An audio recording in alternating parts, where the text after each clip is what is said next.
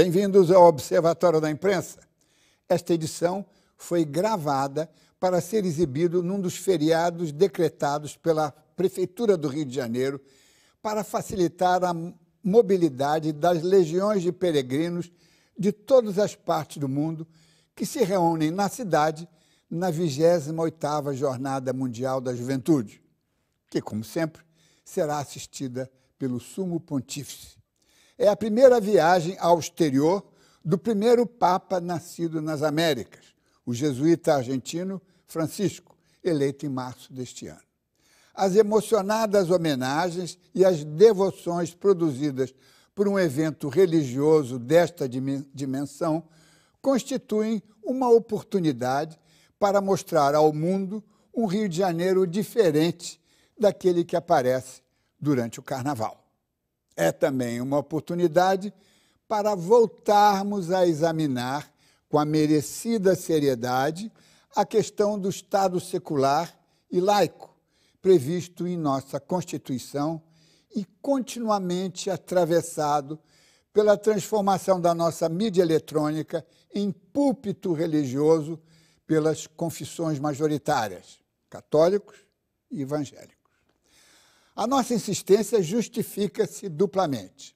Se o Estado democrático de direito é, por obrigação, isonômico, as concessões e a programação das emissoras de rádio e televisão devem obedecer aos mesmos critérios igualitários em matéria religiosa.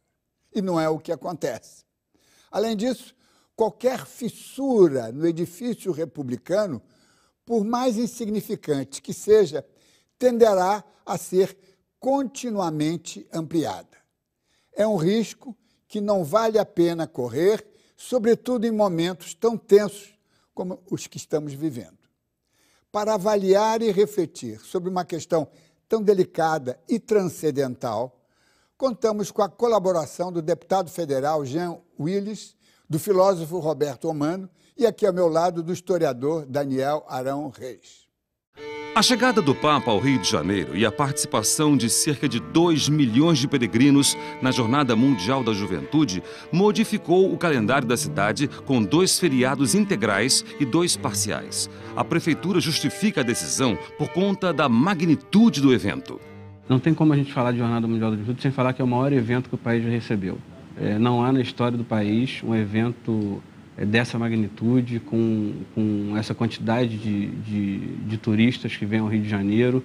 É impossível um evento dessa magnitude, tal qual uma Olimpíada, chegar a uma determinada cidade sem que essa cidade se adapte a isso. Então, você tem que tomar medidas para que o evento ocorra sem transtorno, minimizar esses transtornos. Então, a cidade está se preparando para isso. Para os críticos, a decisão de conceder espaço privilegiado para a Igreja Católica pode contrariar a laicidade do Estado. Em 2008, o governo brasileiro e o Vaticano fecharam um acordo em que, entre outras coisas, regulamentou o ensino religioso nas escolas públicas. Um problema que nós temos aqui no Brasil é que nós tivemos uma laicidade que não chegou a se completar. Por quê? O Império ele era naturalmente com essa ligação íntima, era uma ligação plena então, do Império com a Igreja Católica. Isto, dentro dos governos que são aristocráticos, que são ligados a reinos e a impérios, então isto se aplica. E, logicamente, quando se implanta a República, a primeira coisa a ser negada é esta, porque a República traz esta certeza de que todos somos livres e iguais. Então, esse é um ponto crucial. Então, se nós somos iguais, não há espaço para essa diferenciação da aristocracia desde o nascimento. E isso fica muito ligado ao universo católico, e a Igreja Católica continua pedindo que possa ter, não direitos, mas privilégios. Eu acho que todo mundo que mora na parte ocidental do mundo está marcado pelo cristianismo histórico, porque ele configurou não só a fé, a religião e tal, como também a cultura. Já tiveram outros eventos de caráter religioso aqui no Rio de Janeiro, da Igreja Evangélica, por exemplo, na Praia de Botafogo, e a gente apoia qualquer evento que venha ao Rio de Janeiro de uma maneira sistemática, para que traga receita para a cidade, para fidelizar esse turista que está vindo da cidade. Questões religiosas recentes, como os projetos da cura gay e da bolsa estupro, mobilizaram o parlamento e foram alvos dos protestos nas ruas. Por conta disto, o projeto que suspendia a proibição de tratamento da homossexualidade foi retirado da pauta de votação. O Estado, ele é de todos e de todas. E por isso um Estado laico é muito interessante, porque ele é de todos e de todas.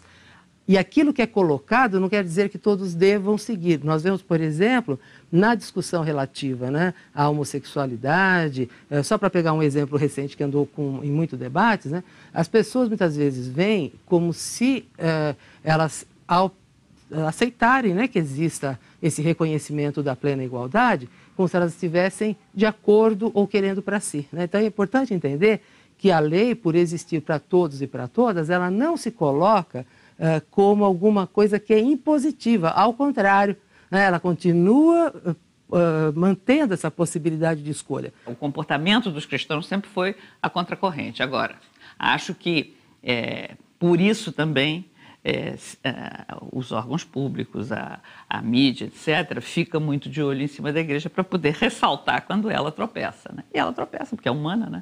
Professor Roberto Romano, professor de ética, de filosofia, política, pensador, o senhor acredita que é possível chegarmos a um Estado laico, uma república laica? O caso francês é um caso, eu acho que é único no mundo, mas porque os outros se declaram laicos, mas se a gente examinar mesmo, não existe laicismo. Como é que o senhor vê essa questão? Olha, em primeiro lugar, eu acho que é importante lembrar o termo laico, vem do grego laos, que significa o povo. Então, é aquela potência maior na democracia ateniense. Com a Idade Média, você teve o espalhamento de uma doutrina que foi elaborada por Dionísio Areopagita, que estabelece uma hierarquia dos homens, não é? Mais perto de Deus, superiores, mais abaixo, inferiores. E lá embaixo de tudo estava o leigo, o laos, não é? Que não tinha direito nenhum e que não tinha condição de ser autônomo. Então, essa doutrina que foi gerada no helenismo e na Idade Média veio até hoje, né? Em muitos estados você tem essa visão bastante deturpada do povo, como aquele que deve receber ordens e não tem dignidade. Isso quer dizer o seguinte, que laicismo significa exatamente o sinônimo de democracia, né? Quando você não tem isso, você tem efetivamente poderes extra-povo dominando a cena política. Agora, você tem formas bastante avançadas de laicismo, como no caso dos Estados Unidos da América, há explicitamente a separação de igreja e de Estado, embora você tenha tentativas, sobretudo no período Bush, de misturar as águas, não é? Mas você tem a possibilidade de sim. Agora, eu acho que um Estado laico absoluto será sempre difícil, porque há uma permeabilidade das religiões na vida social e, por consequência, na estrutura do Estado, né? Os religiosos, eles elegem, né, os seus representantes no executivo e no legislativo e, portanto, procuram influenciar a vida política estatal para as suas visões. Daniel Arão Reis, historiador, você vê na história do Brasil, houve muitas intenções, nós vimos agora a Roseli Fishman falando que quando houve a República, a proclamação, houve um certo entusiasmo secularista, não é, ou laicista, mas a coisa nunca se materializou mesmo, né?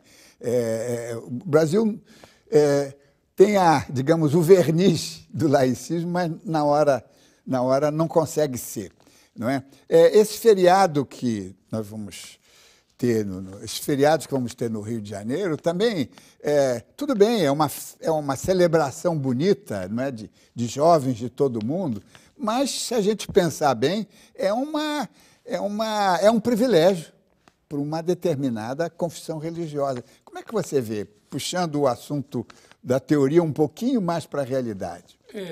Eu diria que na proclamação da República, as lideranças republicanas, né, algumas delas, pelo menos, animadas por aqueles propósitos positivistas, realmente idealizaram uma república laica, né? Mas as tradições foram mais fortes e acabaram predominando, de sorte que, ao lado das definições formais defendendo o Estado laico, separando a Igreja do Estado, a Igreja continuou muito, a Igreja Católica, sobretudo no Brasil, continuou muito presente, né? Influindo através de 1000 canais e de 1000 ramificações e condicionando o Estado na sua atuação. Nesse mega evento agora do Rio de Janeiro, eu acredito até que é prudente realmente decretar o feriado, porque os transportes da cidade não têm condições, né, de fazer nenhum mega evento em situação normal.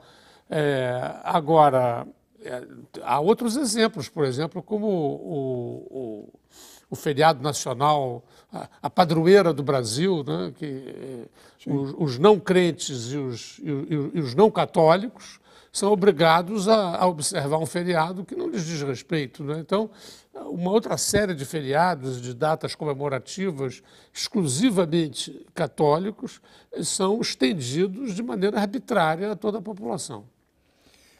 Jean Willis, deputado, vou chamá-lo, vou esquecer o seu título e vou chamá-lo de você, muito jovem.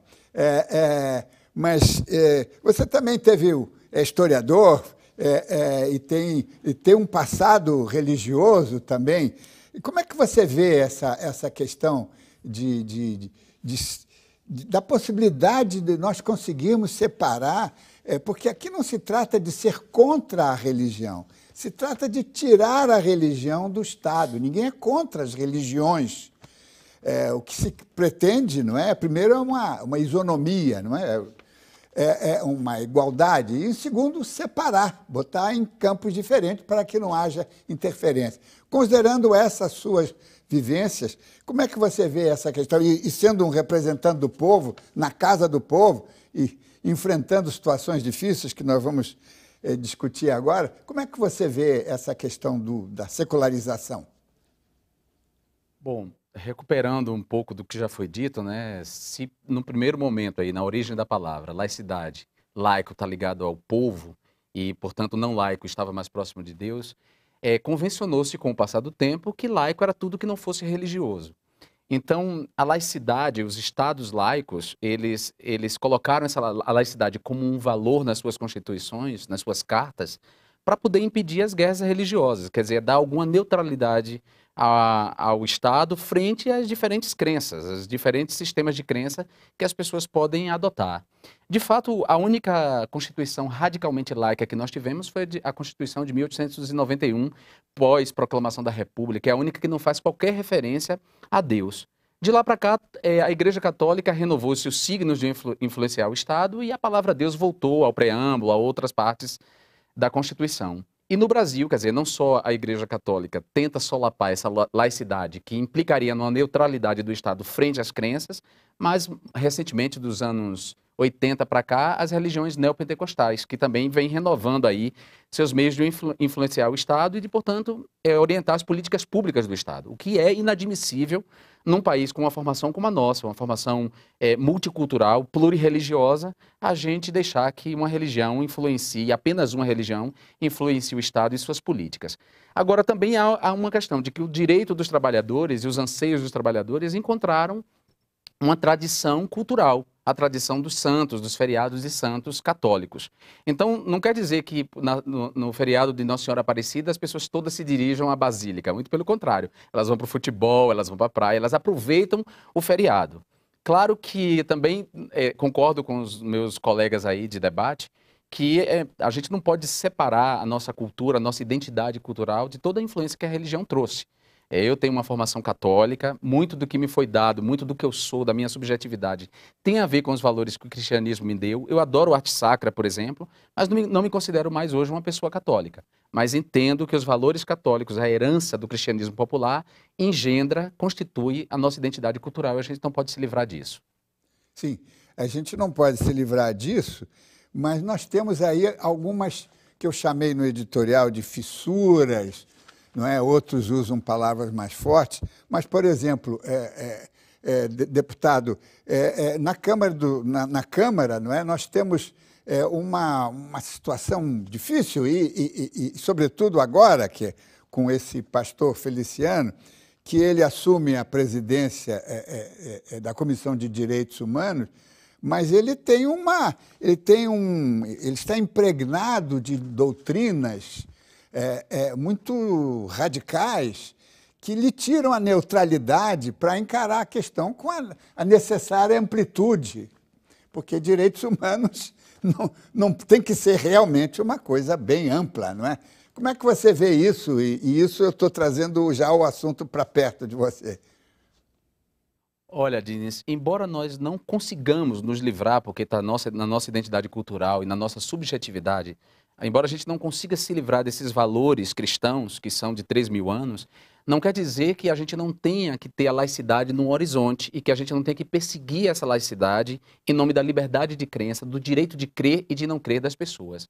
Eu acho inadmissível tanto que a Igreja Católica tente influenciar as políticas de Estado quanto os neopentecostais, sobretudo os fundamentalistas religiosos, como o deputado pastor Marco Feliciano, sem considerar, por exemplo, o conhecimento, os saberes dos povos, a própria ciência moderna, ou seja, ele desconsidera tudo isso para fazer uma interpretação literal da Bíblia e tentar, a partir dessa interpretação, legislar para um povo, como eu disse, que é plurirreligioso. É inadmissível que um pastor como ele, que hoje é deputado, tente impor à comunidade judaica ou ao povo de santo, às religiões de matriz africana, os valores que são do cristianismo. Então, por isso que o Estado tem que permanecer, laico, tem que se comportar, tem que ter a laicidade como um horizonte na construção da sua legislação e das suas políticas públicas. Vamos fazer uma breve pausa e voltamos já.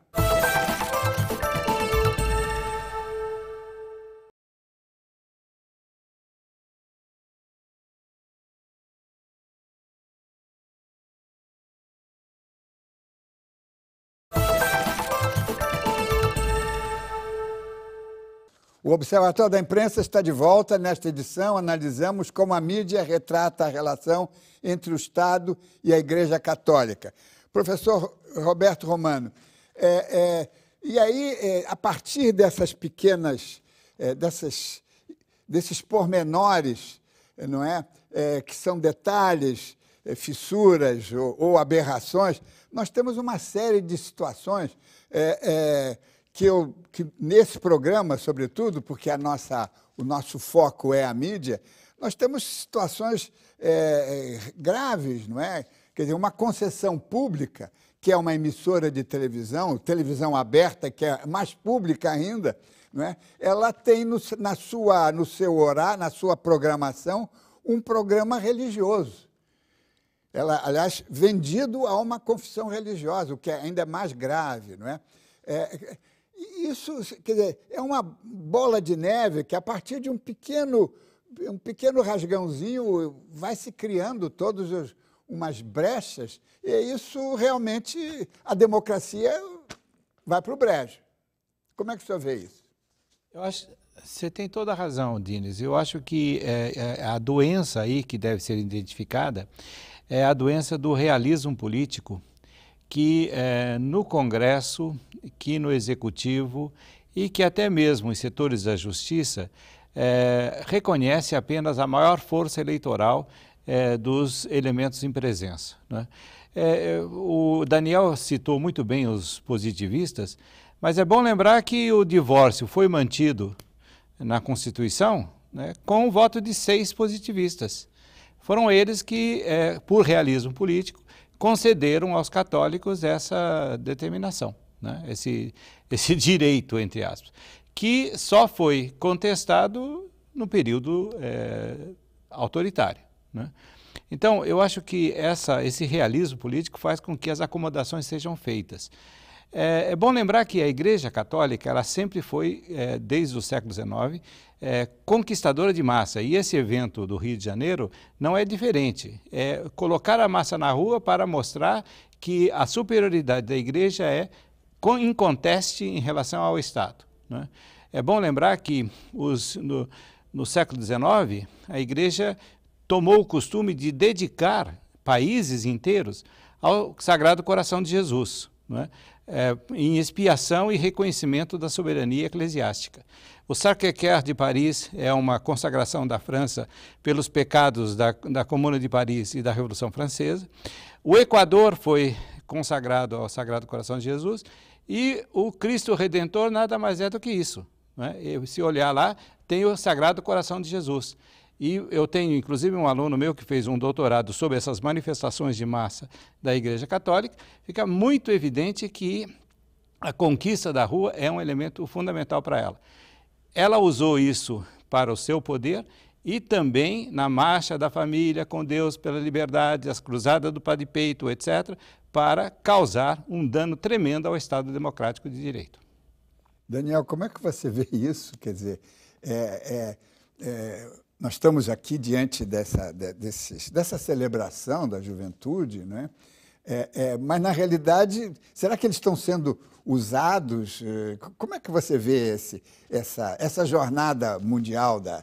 Esse é um assunto delicado, né? Mas eu considero transcendental, e talvez só um programa numa TV pública e um programa dedicado à mídia pode tratar disso com liberdade. Olha, eu penso que essa manifestação, assim como a dos evangélicos também, os evangélicos têm se notabilizado, né, recentemente por também... Sim, fizeram agora em São Paulo. Levar as massas para a rua, aqui no Rio de Janeiro, regularmente. Eles ocupam as ruas, não é? Quer dizer, acho que isso faz parte da dinâmica das religiões, não é? Eu não creio que aí a gente possa usar o termo usados. Quer dizer, faz parte aí dos rituais, das comemorações, você reunir as pessoas, congregar, isso dá uma força, não é? Aos seus propósitos. Eu acho que eu não tenho nenhuma restrição a que isso aconteça. O problema, do ponto de vista da discussão que a gente está tentando travar aqui, é que eles fazem disso fator, né, como disse o professor Romano, para condicionar, claro, e se apropriar, e adiante, colonizar o Estado, né, e suas agências. Aí põe em questão o princípio da laicidade do Estado, né, porque o princípio da laicidade do Estado, ao contrário do que muitos religiosos entendem, não põe em questão, não é um princípio antirreligioso, é um princípio arreligioso. Quer dizer, ele quer entregar a religião a fazer da religião um assunto da esfera privada de cada um. Cada um pode ter sua crença, pode manifestar na rua, em casa, onde quiser. O problema é manter o Estado neutro em relação às diversas confissões religiosas e também em relação àqueles que não têm religião nenhuma, né? De sorte que eu penso que, muitas vezes, entre os religiosos, nós tivemos oportunidade de fazer um debate muito acirrado sobre isso no Conselho Curador da TV Brasil, da EBC, quando pusemos em questão no Conselho Curador o fato de que a TV Brasil e as rádios da EBC abrigavam gratuitamente programas confessionais particulares. Não é? Quer dizer, era uma distorção dupla do princípio da laicidade, não é? E do caráter público da TV e da rádio, porque esses programas invadiam a TV e as rádios. Tivemos muita dificuldade em discutir isso, porque as pessoas consideravam sempre que, ao você defender a laicidade, você estava sendo antirreligioso, estava querendo perseguir as religiosas, censurar as religiões. Houve um religioso que disse, mas vocês querem censurar os nossos programas? Não, você que está censurando a liberdade, claro, não é, dos outros ao impor na grade da programação um programa que diz respeito apenas aos que confessam a sua própria religião.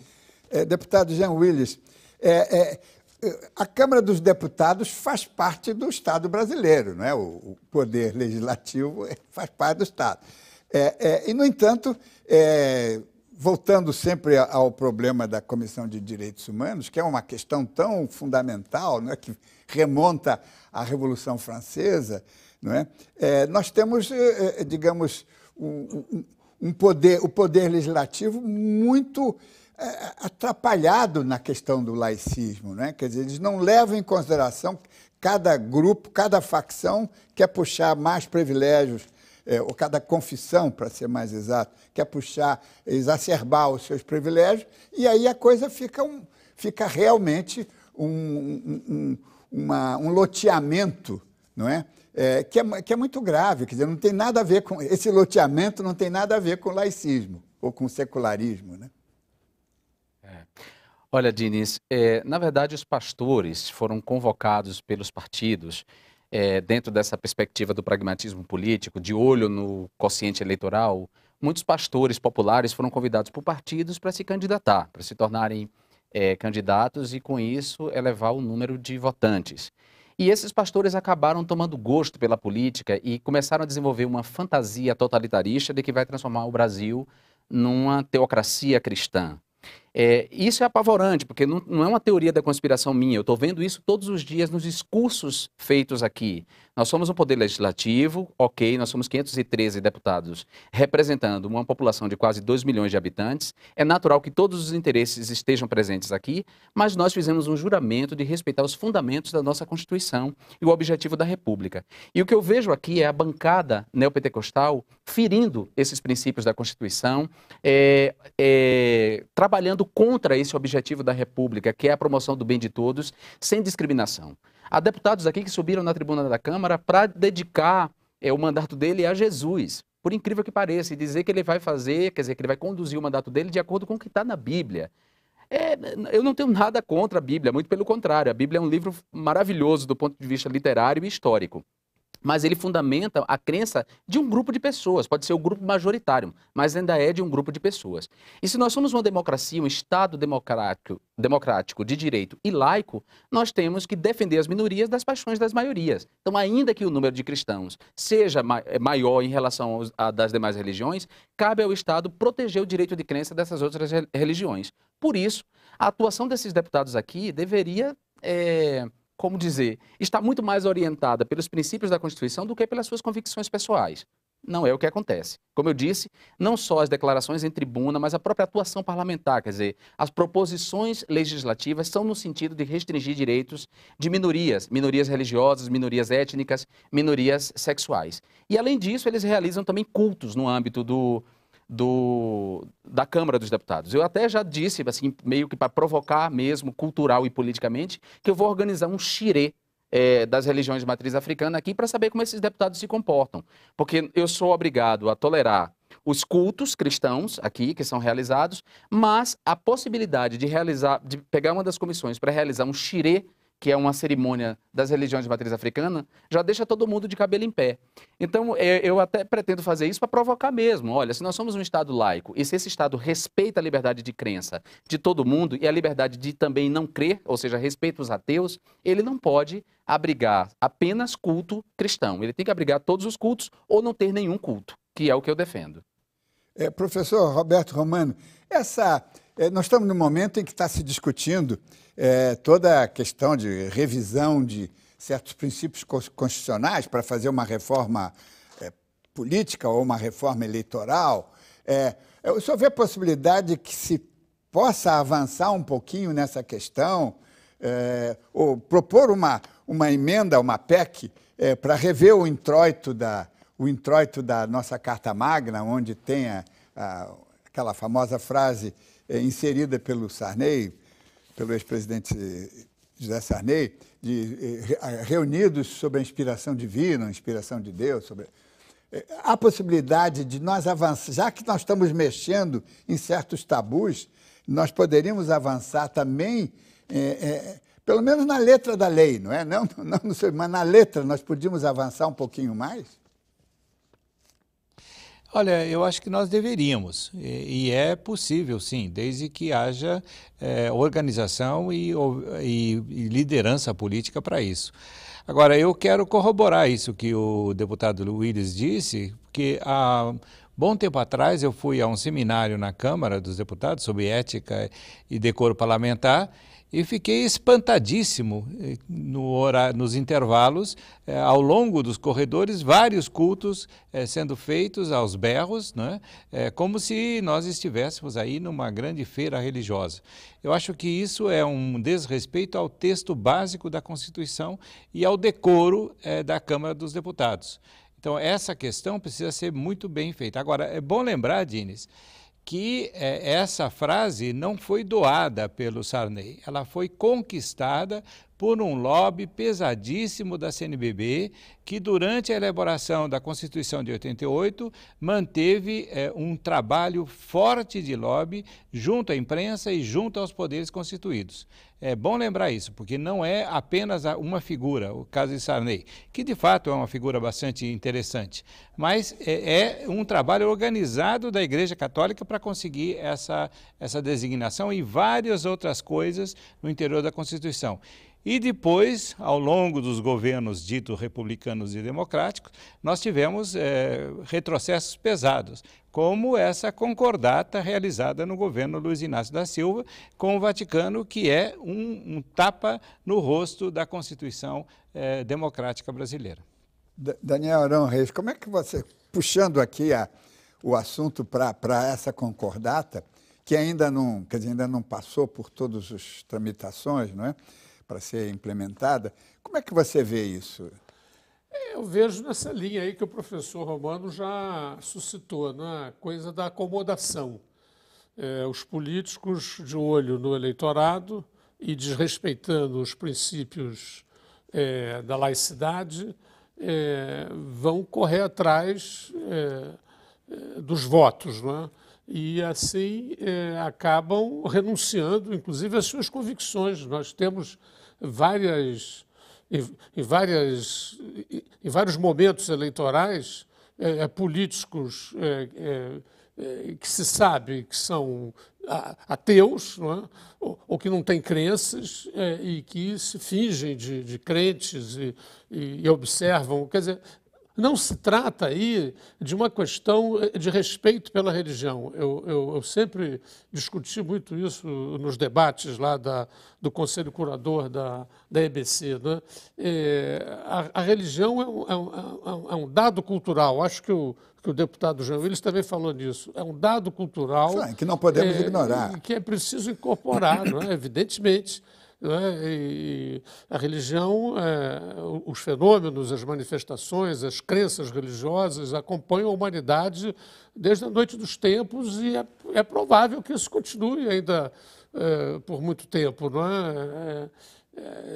Há certos mistérios que a ciência não consegue penetrar e provavelmente nunca conseguirá, e as pessoas, então, recorrem à religião. A religião é um fator importantíssimo. Quer dizer, eu acho que essa discussão nossa tem que esclarecer muito bem que não se está aqui, de modo nenhum, pondo em questão isso. O que está se pondo em questão é que as confissões religiosas possam adentrar o Estado e condicionar a ação do Estado e, sobretudo, do ensino. Né? A gente esteve aqui no Rio de Janeiro, em função da governança do Garotinho, né? Que era um homem identificado com uma confissão, com uma confissão precisa. Né? Ele pôs nas escolas públicas o ensino religioso, que frequentemente, claro, sempre sob a capa de que tratava-se de ensinar o conjunto das referências religiosas, mas isso acabou afunilando para a sua própria religião.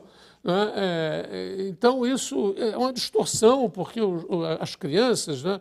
Eu me lembro quando eu voltei do exílio, animado por uma visão de escola pública, eu tinha sido de escola pública, eu pus meus filhos pequenos nas escolas públicas do Rio de Janeiro, e minha filha veio para casa dizendo que tinha recebido uma bronca da sua professora, porque a professora, em determinado momento, mandou as crianças olharem para cima e perguntaram: o que vocês estão vendo? E todo mundo respondia Deus, e ela disse: eu estou vendo o teto. Né? E a professora chamou e disse: mas como é que você está querendo aqui? A menina tinha 6 anos, né? Já estava sendo enquadrada dessa maneira. Né? Nós vamos fazer um breve intervalo e voltamos já.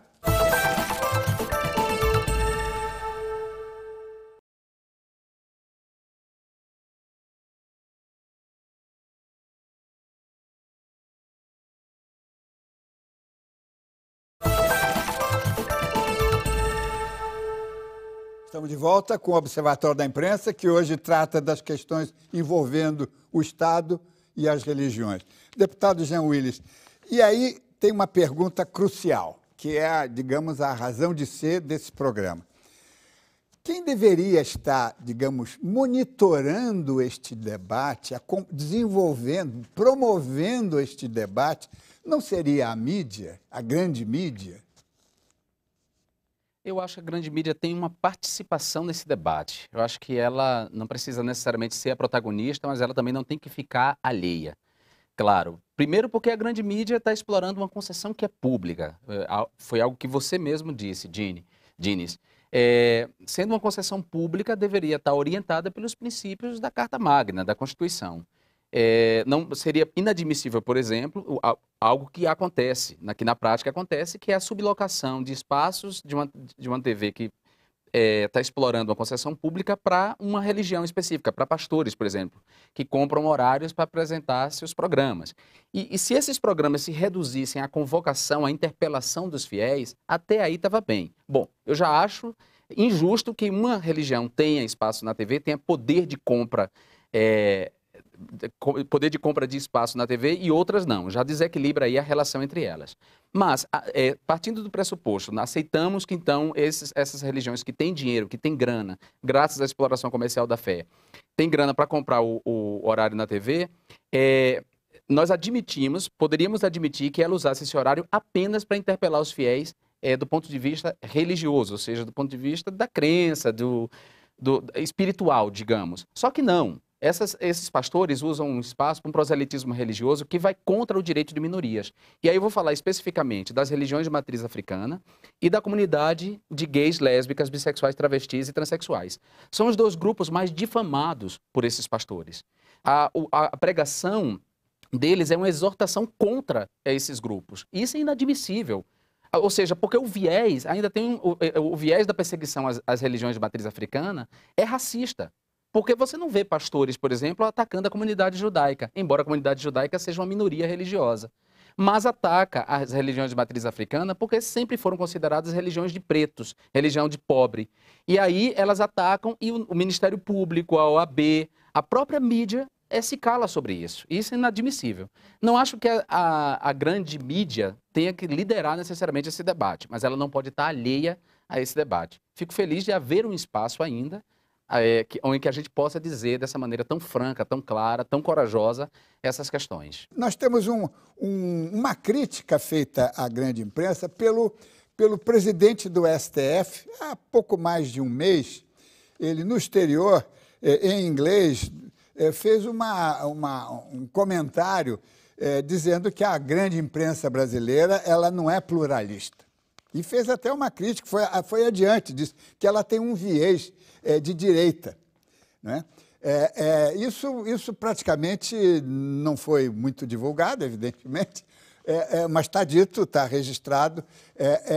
Como é que o senhor vê isso? Quer dizer, ele pode criticar a grande imprensa por um viés ideológico, mas a grande imprensa, isso eu digo, ela tem um outro viés de ser muito simpática à CNBB ou ao catolicismo, não é? Como é que o senhor vê essa questão? Olha, Diniz, essa história é antiga. Veja, assim como a Igreja Católica manteve a Liga Eleitoral Católica, que tentava colocar o cabresto nos católicos na época das eleições, você tinha a Cruzada da Boa Imprensa. que definiu todo um padrão, né, de moralidade para a imprensa nacional. E isso, graças à diminuição do poder da igreja, isso desapareceu. Desapareceu também um outro ponto que a igreja era muito responsável, não diretamente, mas indiretamente, que é a delegacia de culto do DOPS, que justamente tinha como vítimas preferenciais aquelas indicadas pelo deputado Willis. Então, o que ocorre, no meu entender, é que no final do regime ditatorial, a igreja, que tinha abençoado o golpe de Estado 64, que tinha abençoado o AI-5, que tinha assumido toda uma responsabilidade coletiva pela situação ditatorial, ela começou a aparecer a partir de alguns grandes eclesiásticos, Dom Paulo Evaristo Arnes e outros, a aparecer como a única fiadora dos direitos humanos no Brasil. Eu me lembro de um debate feito na Folha de São Paulo, em que eu fiz essas críticas por ocasião da vinda de João Paulo II, e num folhetim da Folha, que tinha várias páginas, eu tive metade de um parágrafo colocado, né? Quer dizer, não podia fazer crítica de maneira nenhuma à Igreja Católica, ela era inquestionável. Então, isso é alguma coisa que não estava presente apenas na imprensa, também estava na universidade, também estava na sociedade, etc. Esses mitos que foram produzidos sobre a Igreja Católica, muito dificilmente vão desaparecer. Eu acho que a imprensa, nesse caso, ela tem o seu grau de culpa por não discutir esses assuntos. Como no caso da concordata, né, que não vi nenhuma discussão substancial sobre ela. Eu só queria aproveitar o deputado Jean Willis para pedir a ele realmente a sua opinião sobre essa parcialidade da grande imprensa nacional, mas também a grande imprensa regional. Eu posso fazer uma confissão aqui, fica entre nós, que eu fui demitido recentemente de um grande jornal do Nordeste, que publicava há muitos anos um artigo político, e eu fiz comentários sobre a questão do Estado brasileiro que não é laico. E eu fui demitido, quer dizer, a minha coluna foi suspensa 3 dias depois. O artigo saiu no domingo e na quarta-feira eu recebi o aviso que estava o contrato rescindido. Quer dizer, nós temos, então, não só a grande imprensa, que é muito simpática, as entidades católicas, mas também a imprensa média regional, que é muito forte, não é, que tem uma grande penetração, capilaridade no Brasil, ela parece que ela está coordenada. Como é que você vê isso? Olha, Diniz, eu vejo exatamente assim. Eu trabalhei quase 10 anos no jornal Correio da Bahia, que é um jornal que pertence à família Magalhães, Antônio Carlos Magalhães, hoje é ACM Neto, enfim, trabalhei quase 10 anos, eu tenho uma experiência de repórter que inclui 1 ano de trabalho na Tribuna da Bahia e o resto no Correio da Bahia, e nós éramos orientados mesmo, de maneira muito clara, a não bater na Igreja Católica e a cobrir todos os eventos da Igreja Católica. Então eu diria que essa grande imprensa e essa média imprensa, ela existe para sustentar o status quo. Agora, há uma mudança. Quer dizer, no caso da Bahia, nós mantínhamos uma resistência cobrindo, por exemplo, também os eventos das grandes Ialorixás. Por conta da própria tradição cultural da terra, as grandes Ialorixás tinham espaço nos jornais e nós fazíamos questão de dar esse espaço. E também por conta do sincretismo na Bahia, que sempre aproximou as religiões de matriz africana do catolicismo.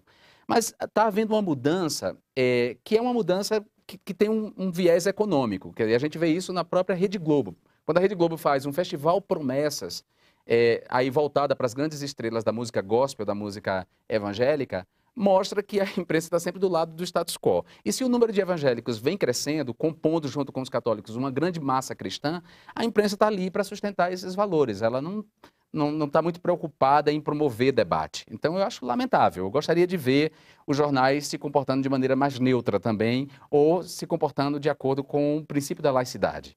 Como é que você vê isso? Quer dizer, isso realmente não permitirá que o debate sobre o laicismo possa prosseguir. Desequilibra, né? Desequilibra esse debate. Como disse o professor Romano no início, esse processo de acomodação que condiciona muito os políticos, condiciona também a mídia. A mídia fica interessada, né, em apresentar de modo unilateral, de acordo com o que as autoridades de cada confissão religiosa querem. Porque se nós formos verificar o Brasil de maneira mais clara, né, a gente vai descobrir que a grande parte da sociedade brasileira, sendo religiosa, adota em relação à religião uma atitude sincrética. Essa é uma coisa que não aparece ainda muito bem nas estatísticas, assim como não aparecia muito bem nas estatísticas aqueles que se auto-identificavam como negros e pardos, e que hoje já são maioria, né? Na medida em que a situação foi evoluindo, a democracia foi progredindo, hoje já há uma maioria que se auto-identifica como negros e pardos. Eu tenho a impressão que, se esses debates puderem ganhar corpo, né, as pessoas vão começar a se identificar como sincréticas, porque é raro você encontrar uma pessoa no Brasil que tenha uma profissão de fé e que seja ortodoxa nessa profissão de fé. Geralmente as pessoas combinam, né, várias referências religiosas e fazem disso um estilo de vida que, a meu ver, inclusive, é algo muito interessante, né, e histórico no Brasil. Desde os tempos da colônia, as autoridades religiosas que vinham aqui lamentavam-se, né, dessa colônia... Né, dessas conexões. Dessa colônia herética, né, que vivia transitando por confissões religiosas estranhas e tal, que eles consideravam estranhas. Então, eu penso que o que se deve empreender é um trabalho difícil, né, mas é necessário, tentar romper esses condicionamentos, né, tentar aprofundar debates, principalmente na área da educação, né, onde os jovens são mais abertos a novidades, claro, e ao questionamento dos dogmas, né? E pressionar os poderes públicos, né? a enquadrarem essas grandes mídias, né? No sentido de que elas devem realmente, né, honrar o contrato. Professor Romano, a gente não consegue também, além de não conseguirmos ser absolutamente seculares, nós também não conseguimos ser ecumênicos. Raras vezes, às vezes tem aí umas pequenas cerimônias, mas às vezes fúnebres, mas nós não temos essa capacidade de sermos ecumênicos. Como é que o senhor vê essa questão? Olha, Diniz, é bom lembrar que a Catedral de Brasília, no projeto original, seria um templo ecumênico. E foi entregue à Igreja Católica de mão beijada, né? Então, isso já mostra bem a profundidade do nosso problema, né? O Estado, quando se trata de questões da pluralidade, ele cai na mão de um setor, de uma opinião única e dominante, e hegemônica, né? Então, esse é um primeiro ponto que eu gostaria de lembrar. Agora, a questão que o Daniel levanta e que também o Willis levanta, é que quando nós estudamos as próprias religiões, nós vemos que elas são sincréticas. Elas são o produto de várias culturas, não é? No caso da religião católica, por exemplo, nós temos cultura grega, nós temos cultura judaica, nós temos cultura ali da Fenícia, etc. Nós temos uma série inclusive essa ideia de anjos, etc. Tudo vem de uma cultura oriental que a Igreja fez uma síntese muito correta, do ponto de vista dela, muito bem feita, e que ajudou a conquistar, né?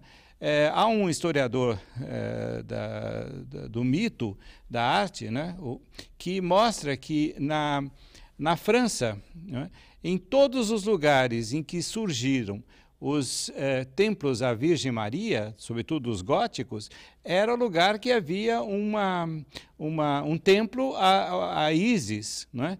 Então, essa incorporação de culturas do passado nas religiões é alguma coisa que elas esquecem. Elas imaginam que saíram diretamente do nada e que tem essa visão única, né? E que não é complexa, né? Então, essa questão me parece que é importante. Se você tem a ideia de que o seu culto é monobloco, né, você vai desprezar os outros, né? Então, esse ecumenismo, me parece, tem que aparecer justamente nessa visão histórico-antropológica da origem das religiões. Chegamos ao final desta edição, infelizmente não podemos ir adiante.